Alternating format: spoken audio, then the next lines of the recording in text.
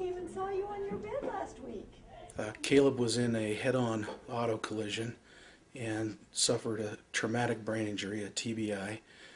Also, he broke his lower femur and knee, and as well as his arm. A traumatic brain injury for Caleb basically means the impact of a head-on collision was such a sudden stop that the tissues in the brain slammed against the forward area of his skull and back, and all through his brain, millions and millions of cells were killed. When I first got to the hospital and Caleb was in the intensive care unit at Primary Children's, of course I was devastated because we didn't have any idea what kind of an experience we were going to have. We didn't even know if he was going to live. At this point, we were transitioning through the stages of the Rancho scale, which are ways to measure the recovery of a brain injury patient. And we were in the very low stages at this point. And so a lot of the progress was so minute to the visual eye that I had become fairly discouraged at this point of the potential of his recovery. And when we went into the room with Colonel, it was a real boost to me to see such a substantial change in awareness. It was kind of a turning point for me personally in my confidence that Caleb had the ability to recover. You're doing great. Awesome, dude. Good job. Awesome. Good job. Throw way out here. Oh, yes! Nice one! Look at that. Nice one, yeah. Oh, yeah, do you want to get it? He's so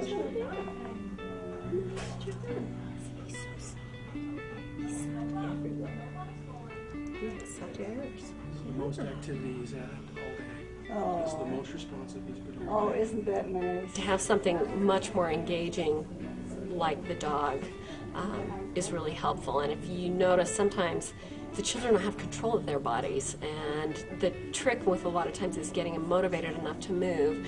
And if you've watched him, you could see his motivation to try to pet the dog, to open his hands to do that. That can be a really hard thing. I think that's a little smile you got going there. You happy? Colonel is the coolest dog ever, I tell you. Oh, Yeah, are you going to give him a hug with your leg too? oh, that's good. I noticed that every time he would see Colonel, he was more alert, and there was a little step in his awareness, and he'd forget what was normal and would usually do just a little bit more than what he had already been doing.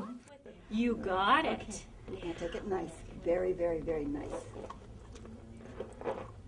Did you get licks on your fingers? It was about a month after that first visit when we got to really play with Colonel again. And by that time, Caleb had become much more aware. Way out in front of you with that heel. Yes. I guess he likes me a lot. You know what? He loves you a lot. He does. He thinks you're a pretty special boy. Yeah, and you are.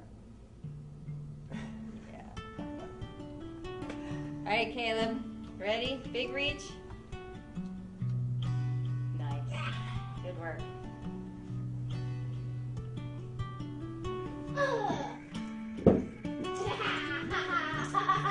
One of the things that's amazing about animal therapy is we're in a hospital environment where nothing is normal. When the animal comes in, we're not in a hospital environment anymore, we're in a play environment.